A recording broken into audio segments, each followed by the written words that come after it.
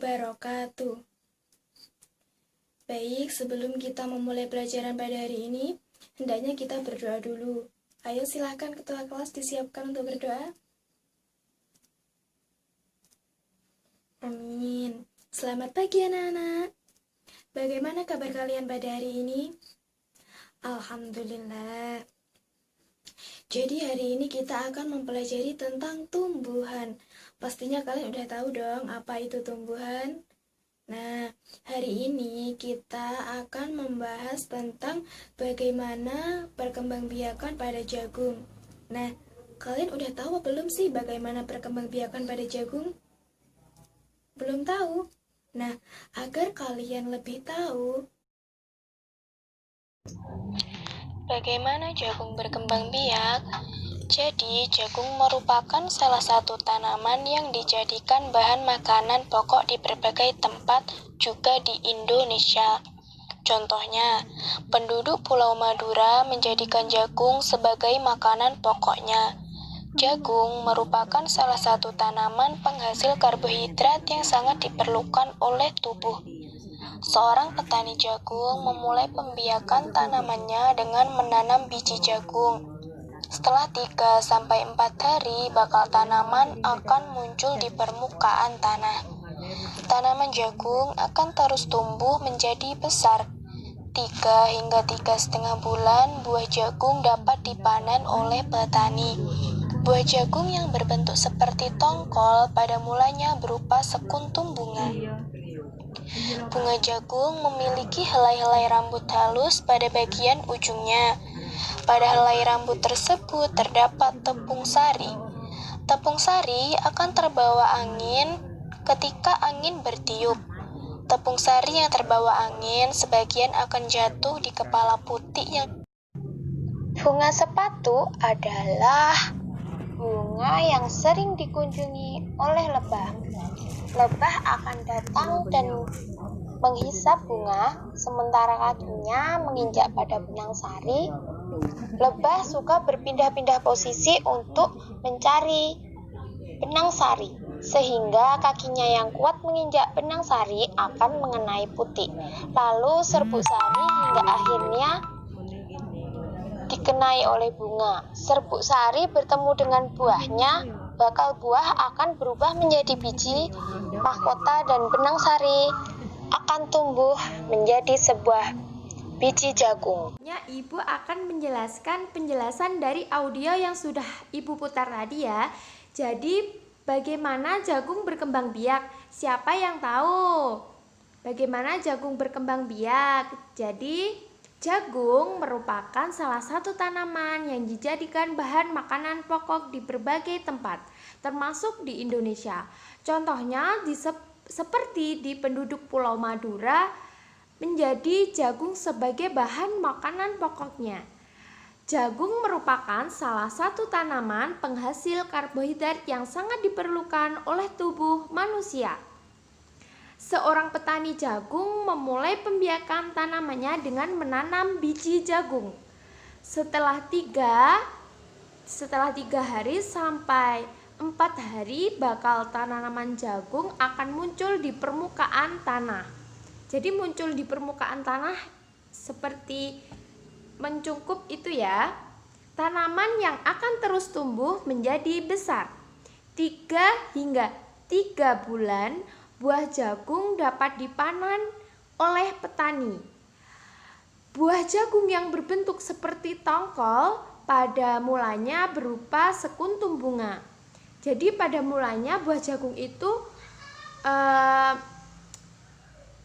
berbentuk seperti sekuntum bunga, seperti itu ya. Bunga jagung memiliki helai-helai rambut yang sangat halus pada bagian ujungnya. Pada helai rambut tersebut terdapat tepung sari. Tepung sari akan terbang terbawa angin ketika angin tertiup. Tepung sari di bagian bawah bunga pada pohon jagung yang lain. Ketika itulah terjadi sebuah pembuahan pada tanaman jagung. Bunga jagung tersebut terus berkembang hingga menjadi buah jagung. Perkembangan itulah yang dapat diamati dari waktu ke waktu. Sebuah jagung akan siap dipanen ketika rambut jagung sudah berwarna kecoklatan. Jadi buah jagung itu sudah mulai memanen kalau rambut jagungnya sudah berwarna seperti kecoklatan gitu ya. Dan bagian tongkolnya sudah mengering. Apabila buah jagung tersebut dikupas, akan memperlihatkan biji jagung yang agak kekuningan gitu. Bagian yang dimakan oleh manusia adalah biji jagung. Petani jagung harus menanam kembali sebagian biji jagung dari hasil supaya jagung selalu tersedia sebagai bahan makanan manusia. Panen biji jagung yang tua dapat ditanam kembali. Dari sinilah akan dimulai lagi perkembangbiakan jagung tersebut.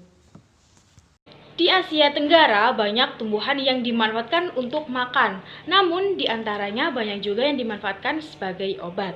Asia Tenggara sebagai wilayah tropis memungkinkan banyak tanaman yang hidup. Di sanalah masyarakat banyak bercocok tanam untuk memanfaatkan kesuburan tanahnya. Bawang merah sering dijumpai di dapur masyarakat Indonesia. Selain dipakai untuk bumbu, bawang merah juga bermanfaat untuk mengobati beberapa penyakit. Orang Jawa mengenalnya dengan sebutan berambang. Bawang merah hidup di Asia Tenggara. Masyarakat Indonesia, Malaysia, Thailand, Filipina merupakan masyarakat penggunaan bawang merah terbesar. Pemakaian bawang merah terbanyak adalah Indonesia.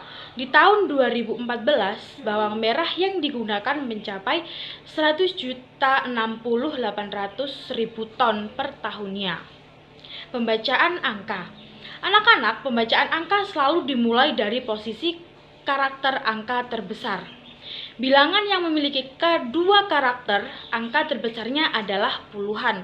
Bilangan yang memiliki 3 karakter, angka terbesarnya adalah ratusan.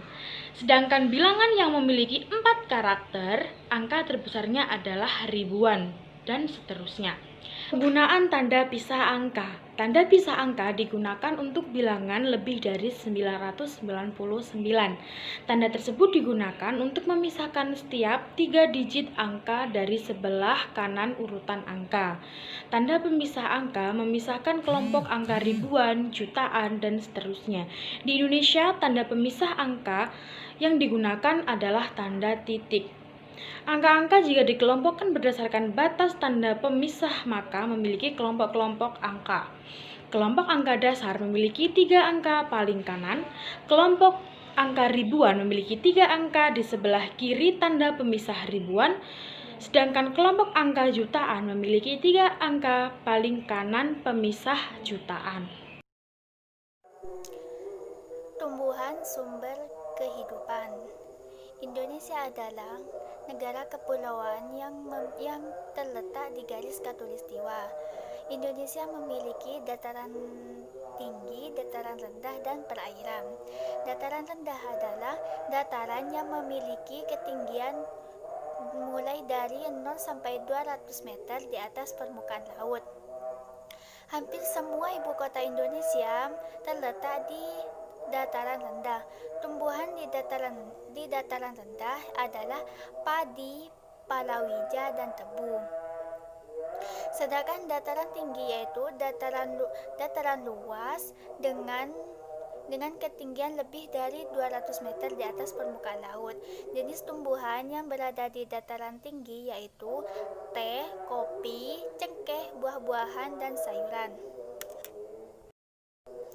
Tumbuhan sumber karbohidrat, protein, dan vitamin. Manusia dan hewan memerlukan makanan untuk melakukan aktivitas sehari-hari. Oleh karena itu, jenis tumbuhan yang banyak mengandung sumber energi perlu dikonsumsi sehari-hari.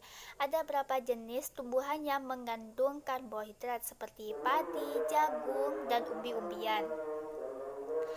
Dan juga memerlukan makanan yang cukup mengandung protein untuk pertumbuhan seperti untuk tinggi, besar, dan mengganti sel-sel yang rusak dalam tubuh. Adapun jenis tumbuhan yang mengandung protein yaitu diantaranya kacang kedelai yang biasa kita konsumsi seperti tahu dan tempe, kacang merah, kacang tanah, dan berbagai macam jenis kacang lainnya. Manusia membutuhkan jenis makanan yang mengandung vitamin. Vitamin diperlukan untuk menjaga kesehatan tubuh dan mencegah dari berbagai macam serangan penyakit. Adapun jenis makanan yang mengandung vitamin yaitu diantaranya sayuran dan tumbuh-tumbuhan seperti bayam, kangkung, kacang panjang, terong, buncis, tomat, pepaya, mangga, apel, jeruk, dan masih banyak lainnya. Terima kasih telah mengikuti video dari kita. Semoga bermanfaat bagi kita semua. Sampai jumpa video selanjutnya. Wassalamualaikum warahmatullahi wabarakatuh.